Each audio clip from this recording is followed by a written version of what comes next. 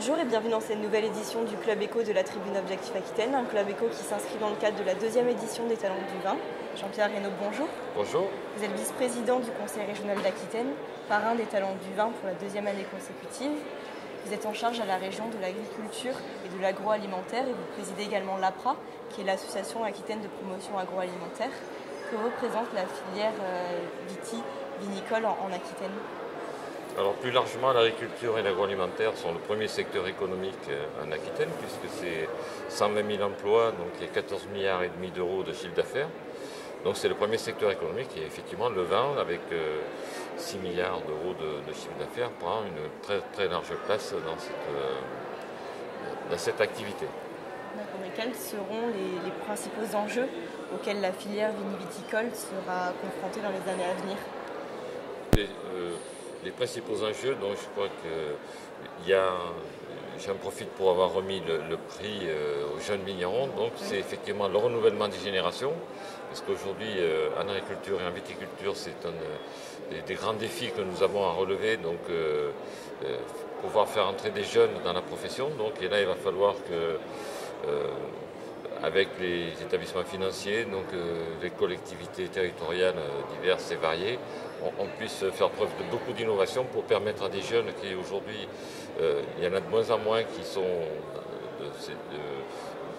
en succession, donc c'est des gens qui veulent rentrer dans le métier et avec des coûts du foncier très très élevés, donc voilà, c'est aujourd'hui des niveaux d'investissement qui sont rédhibitoires pour beaucoup d'installations, donc il faut qu'on trouve des solutions pour accueillir ces nouveaux talents, parce que donc, voilà, il y a des gens qui ont du talent et qui ont des envies et qui ne pourront pas rentrer dans le métier à cause des problèmes financiers.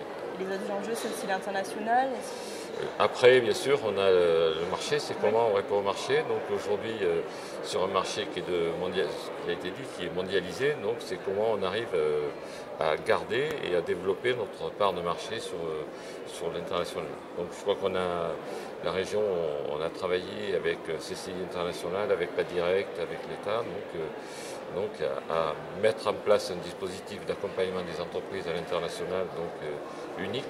Donc on met en place effectivement aussi des diagnostics donc pour les entreprises qui souhaitent aller à l'international, donc qu'elles puissent voir quels sont les axes à travailler pour pouvoir réussir sur ce marché.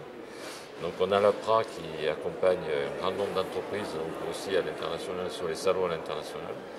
La région, nous avons développé dans le cadre de la marque Sud-Ouest France une implantation avec des maisons Sud-Ouest France que nous avons développées sur la Chine. Aujourd'hui, c'est 7 établissements qui sont ouverts à Wuhan et à Chengdu.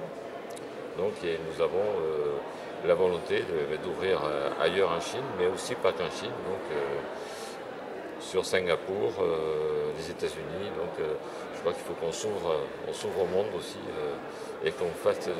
C'est de vraies maisons de promotion de l'agriculture, la viticulture et l'agroalimentaire de notre grande région, future grande région, qui sera la première région européenne, donc en produits agricoles et agroalimentaires, donc en valeur. D'accord, très bien. Et justement, vous étiez sur Vinexpo.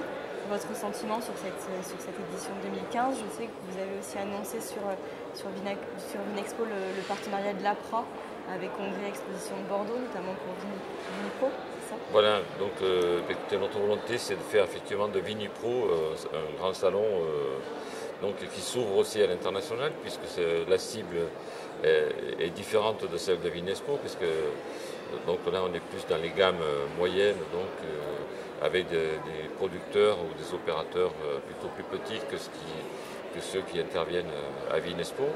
Donc je crois que notre objectif c'est de développer, de doubler le nombre d'exposants et de visiteurs donc, sur cette prochaine édition. Donc c'est l'APRA qui va se charger du recrutement de tous les producteurs et entreprises pour l'ensemble de la future grande région, parce qu'on l'ouvre aux spiritueux et à la grande région Aquitaine, Poitou-Charentes et Limousin. Donc pour cette prochaine édition, donc c'est l'APRA qui aura en charge du recrutement des producteurs sur l'ensemble de la zone, sauf la Gironde, où c'est le CEB qui se chargera de recruter les producteurs sur le 33.